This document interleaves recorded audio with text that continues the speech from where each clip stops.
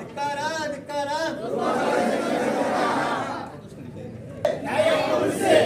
ದೇವಸ್ಥಾನ ಜಾಗ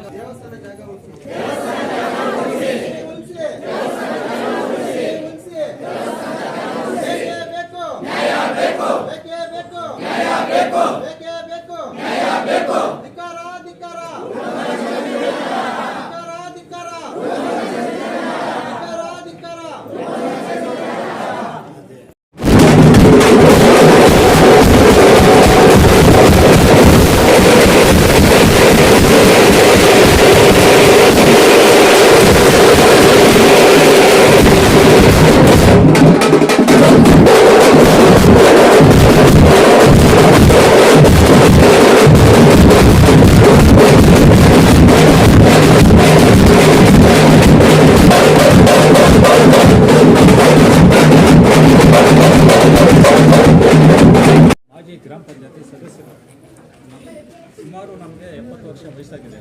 ನಮ್ಮ ತಾತನ ಕಾಲದಿಂದಲೂ ಅದು ದೇವಸ್ಥಾನ ಜಾಗನೇ, ಅಲ್ಲಿ ದೇವಸ್ಥಾನವಿತ್ತು. ಅಂಥ ಜಾಗನ ಇವಾಗ ಈ ನಮ್ಮ ಕ್ಷೇತ್ರದ ಶಾಸಕರಾದ ರೂಪಕಲಾ ಶಶಿಧರ್ ಮೇಡಮ್ನವರು ಮತ್ತು ಬ್ಯಾಲಳ್ಳಿ ಗೋವಿಂದಗೌಡು ಈ ತಾಲೂಕು ಆಡಳಿತನೂ ಇದಕ್ಕೆ ಸಪೋರ್ಟ್ ಮಾಡ್ತಾಯಿದೆ ಸರ್. ಸಪೋರ್ಟ್ ಮಾಡಿ ಅವರಿಗೆ ಈ ದಾಖಲೆಗಳನ್ನು 65ರಿಂದನೂ ನಮ್ಗೆ ಗೊತ್ತಾದಂಗೆ ಸರ್ಕಾರಿ ದಾಖಲೆಗಳೆಲ್ಲನೂ ದೇವಸ್ಥಾನಕ್ಕೆ ಅಂತ ಐತೆ. 3 ದೇವಸ್ಥಾನಗಳು ಮೆನ್ಷನ್ ಆಗಿದೆ ಸರ್ ಬಾಡಿನಲ್ಲಿ. ಮುನೇಶ್ವರ ದೇವಸ್ಥಾನ, ಅಗ್ಗಾನ ದೇವಸ್ಥಾನ, ಯಲ್ಲಮ್ಮನ ದೇವಸ್ಥಾನ ಅಂತ. ಇಂಥ ಜಾಗನ ಅವರಿಗೆ ಫೋರ್ಜರಿ ಮಾಡೋಕ್ಕೆ ಕಾನೂನು ಮುಂದಾಗಿದ್ದಾರೆ ಸರ್ ತಾಲೂಕು ಆಡಳಿತ. ಅದಕ್ಕೆ ನಮ್ಗೆ ನ್ಯಾಯ ಬೇಕು ಅಂತ ನಾವು ಇವತ್ತು ಬಂದು ಇಲ್ಲಿ ಧರಣಿ ಅದೇ ವ್ಯಕ್ತಿ ಇಲ್ಲಿರ್ತಕ್ಕಂಥವ್ರು ಯಾರು ಹಳ್ಳಿಯಲ್ಲಿ ಹುಟ್ಟಿ ಸಾಧಾರಣವಾಗಿ ಜೀವನ ಮಾಡ್ತಾ ಇರ್ತಕ್ಕಂಥದ್ದು ಏನಿಲ್ಲಿರ್ತಕ್ಕಂಥವರಲ್ಲಿ 17 ಜನರ ಜಮೀನುಗಳನ್ನ, ಇವರ 17 ಜನರ ಪಿತ್ರಾರ್ಜಿತ ಜಮೀನುಗಳನ್ನ ಯಾರು ಇವಾಗ ಸರ್ವೆ ನಂಬರ್ 85/4 ದೇವಸ್ಥಾನ ಜಮೀನು ಕಬಳಿಕೆ ಮಾಡ್ಬೇಕಂತ ನೋಡ್ತಾ ಇದ್ದಾರೆ. ಅದೇ ವ್ಯಕ್ತಿ ಇವ್ರು ಯಾರ ಗಮನಕ್ಕೂ ಬರ್ದಿರ ಅವ್ರ ಕುಟುಂಬದವರ ಹೇಳಿಕೆ ತಗೊಂಡು 17 ಜನರ ಬಡ ರೈತರ ಜಮೀನುಗಳನ್ನ ಜಯರಾಮ್ ರೆಡ್ಡಿ ಅವರ ಹೆಸರು ಮಾಡಿಕೊಂಡು ಬ್ಯಾಂಕ್ ಅಲ್ಲಿ ಲೋನ್ ತಗೊಂಡಿರ್ತಕ್ಕಂಥದ್ದು ದಾಖಲೆಗಳು ಕೊಟ್ಟಿದ್ದಾರೆ. ಆ ದಾಖಲೆಗಳ ಆಧಾರದ ಮೇಲೆ ಇವರೆಲ್ಲರೂ ಅಲ್ಲಿ ತಹಸೀಲ್ದಾರ್ಗಾಗ್ಬೋದು, ಜಿಲ್ಲಾಧಿಕಾರಿಗಳಿಗಾಗ್ಬೋದು ಕಂಪ್ಲೇಂಟ್ ಕೊಟ್ಟಿದ್ದಾರೆ. ಆ ಕಂಪ್ಲೇಂಟ್ ಬಗ್ಗೆ ಕೂಡ ಯಾವುದೇ ಕಾರಣಕ್ಕೂ ಇವರಿಗೆ ನ್ಯಾಯ ಸಿಕ್ಕಿಲ್ಲ. ಈ 17 ಜನರು ಕೇಳಿದ್ರೆ ಈಗ ಜಮೀನು ಯಾಕಪ್ಪ ಮಾಡ್ಕೊಂಡಿದ್ದೀವಿ, ನಮ್ಮ ಜಮೀನು ನಮಗೆ ಮಾಡಿಕೊಡು ಅಂತ ಕೇಳಿದ್ರೆ ನೀವು ದೇವಸ್ಥಾನ ಜಮೀನು ನಮಗೆ ಬಿಟ್ಕೊಟ್ಬಿಟ್ರೆ ಇದು ನಿಮಗೆ ಬಿಟ್ಕೊಡ್ತೀನಿ ಅಂತ ಬಿಟ್ಟು ಮಾಡ್ಕೊಡ್ತೀನಿ ಅಂತ ಹೇಳ್ತಾ ಇದ್ದಾರಂತೆ. ಚಂಗಪ್ಪ ಚಂಗಪ್ಪ. ನನ್ನ ಹೆಸರು ಚಂಗಪ್ಪ ಅಂತ. 63ರಲ್ಲಿ ನಮ್ಮೂರು ಜೋಡಿ ಗ್ರಾಮದಲ್ಲಿ ಎಲ್ಲ ಪಾಣಿಗಳು ಒಂದೇ ಇದರಲ್ಲಿ ಬರ್ತಾಯಿತ್ತು. ಅವ್ರದ್ದು ಪಕ್ಕದಲ್ಲಿ ಬೇರೆ ಐತೆ.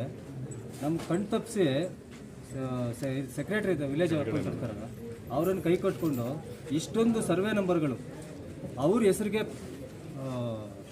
ಹೆಸರು ಮಾಡ್ಕೊತಾರೆ.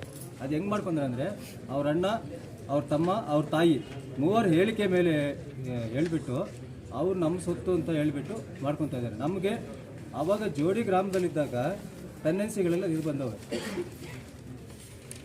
ಈ ಥರ ಮಾಡಿದ್ದಾರೆ. ಅಲ್ಲಿಗೂ ನಮ್ಮ ಜಮೀನು ಹೋದ್ರೂ ಪರವಾಗಿಲ್ಲ, ನಮಗೆ ನ್ಯಾಯ ಬೇಕು. ಏನು ಬೇಕು, ನಮಗೊಂದು ಎಕರೆ ಜಮೀನು ಬೇಕು ದೇವಸ್ಥಾನಕ್ಕೆ. ಇವಾಗ ಅವರು ಉತ್ಕೊಂಡು ಹೋಗ್ತಾ ಇದ್ದಾರೆ. ನಮ್ಮ ಜಮೀನು ಗಲಾಟೆ ಕೂಡ ನಾವು ಹೋಗಿಲ್ಲ. ಏನಪ್ಪ ಅಂತ ಕೇಳಿದ್ದಕ್ಕೆ ನಿಮ್ಮ ಜಮೀನು ಬಿಟ್ಕೊಡ್ತೀವಿ, ದೇವಸ್ಥಾನ ಜಾಗಕ್ಕೆ ಬಂದಿಲ್ಲ ಅಂದರೆ ನೀವು 17 ಜನ ನಿಮ್ಗೆ ಮಾಡ್ಕೊಡ್ತೀನಿ ಅಂತ ಹೇಳ್ತವ್ರು. ಇದು ನ್ಯಾಯನಾ? ಇದೆಲ್ಲ ದಾಖಲೆಗಳನ್ನು ತಗೊಂಡೋಗ್ಬಿಟ್ಟು ರೂಪಾ ಮೇಡಮ್ ಅವ್ರಿಗೆ ತೋರಿಸಿದ್ವಿ. 2 ಸತಿ ತಗೊಂಡೋಗಿ ಕೇಳಿದ್ದಕ್ಕೆ ನೀವು ನಾನೆಲ್ಲ ನೋಡಿದ್ದೀನಿ ಅಂತ ಒಂದು ಪತ್ರ ಕೂಡ ನಮ್ಮ ಹತ್ರ ನೋಡಿಲ್ಲ.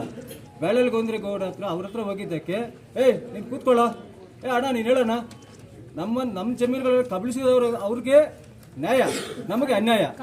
ನಾವು ಎಷ್ಟೊಂದು ಇದು ಮಾಡ್ಬೇಕು ಹೇಳಿ, ಅಲ್ಲಿಗೂ ನಾವು ಸುಮ್ಮನೆ ಇದ್ದೀವಿ.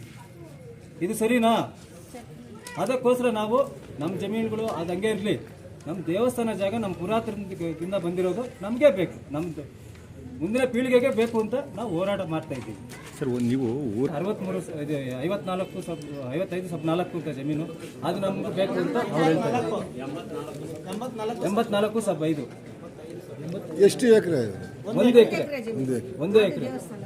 ಅದರಲ್ಲಿ ದೇವಸ್ಥಾನಗಳಿರೋದು ಆ ಥರ ಇರುತ್ತೆ. ಈ ವಿವಾದ ಎಷ್ಟು ವರ್ಷದಿಂದ ನಡೀತಾ ಇದೆ ಸರ್. ಅವ್ರಿಗೆ ಸಪೋರ್ಟು ತಾಲೂಕು ಆಫೀಸ್ನಲ್ಲಿ ಕೇಸ್ ಹಾಕ್ಕೊಂಡಿದ್ರೆ ಇಲ್ಲಿಂದ ಒಂದು ಫೈಲ್ ಕೂಡ ಹೋಗಿಲ್ಲ. ಅಲ್ಲಿಗೆ ಎಲ್ಲ ದಾಖಲೆಗಳು ಇದ್ದುಕೊಂಡು ಇವ್ರು ಒಂದೂ ಕಳಿಸಿಲ್ಲ ಅವ್ರಿಗೆ. ಇದಕ್ಕೆ ಏನಂದ್ರೆ ಹಿಂದಿನಿಂದ ಮಾಡ್ತಾ ಇರೋ ರೂಪಕಲ ಮೇಡಮ್ ಅವರು, ಬ್ಯಾಳಳ್ಳಿ ಗೋವಿಂದಗೌಡ ಅವರು ಸಪೋರ್ಟ್ ಇಂದ ಇವ್ರು ಮಾಡ್ತಾ ಇರೋದು. ತಾಲೂಕು ಆಫೀಸಲ್ಲಿ ಯಾರ ಮೇಲೆ ನೀವು ಆರೋಪ ಮಾಡ್ತೀರಿ? ಲೋಕಾಯುಕ್ತಕ್ಕೆ ಹಾಕ್ತೀವಿ.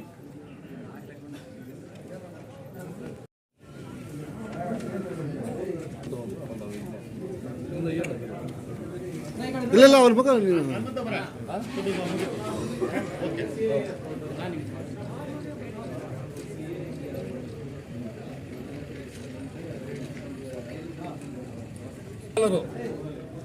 ರಾಜ್ಯಪಾಲರಿಗೆ ಪತ್ರ ಕೊಡ್ತಾ ಇರೋದು. ರಾಜ್ಯಪಾಲರು ಮತ್ತೆ ತಹಶೀಲ್ದಾರ್ ಅವರ ಮುಖಾಂತರ ರಾಜ್ಯಪಾಲರು, ಜಿಲ್ಲಾಧಿಕಾರಿಗಳು, ಕಂದಾಯ ಸಚಿವರಿಗೆ ಪತ್ರ ಕೊಡ್ತಾ ಇರ್ತಕ್ಕಂಥದ್ದು. ಇದ್ರ ಬಗ್ಗೆ ಮೇಡಮ್ ಅವರು ಎರಡು ಆಶ್ವಾಸನೆ ಮಾತಾಡ್ಬೇಕಂತ ಕೊಡ್ತಾ ಇದ್ದೀವಿ. ಈ ದಿನ ಏನು ಕೆಸಂಪಲ್ಲಿ ಹೋಗಿ ರಾಯಚಂದ್ರ ಗ್ರಾಮದ ಗ್ರಾಮಸ್ಥರು ಸರ್ಕಾರಿ ಸರ್ವೆ ನಂಬರ್ 85/4 ಇದಕ್ಕೆ ಸಂಬಂಧಪಟ್ಟಂಗೆ ಅಲ್ಲಿ ಏನು ದೇವಸ್ಥಾನಗಳಿದ್ದು ಇದು ಸರ್ಕಾರಿ ಜಮೀನು, ಇದನ್ನು ಸರ್ಕಾರಕ್ಕೆ ಉಳಿಸ್ಕೊಳ್ಬೇಕು ಅಂತ ಏನು ಮೆಮೊರಂಡಮ್ ಕೊಟ್ಟಿದ್ದಾರೋ ಅದನ್ನು ಇದನ್ನು ನಾನು ಪಡೆದುಕೊಂಡಿದ್ದೇನೆ.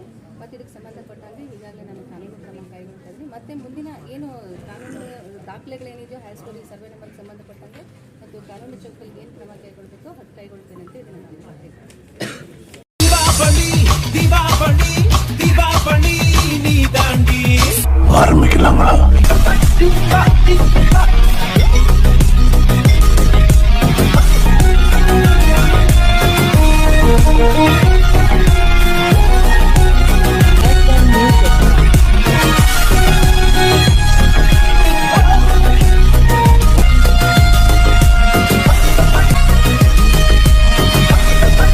தரம் என்றும் நிரந்தரம், தரம் என்றும் நிரந்தரம், தரம் என்றும் நிரந்தரம்.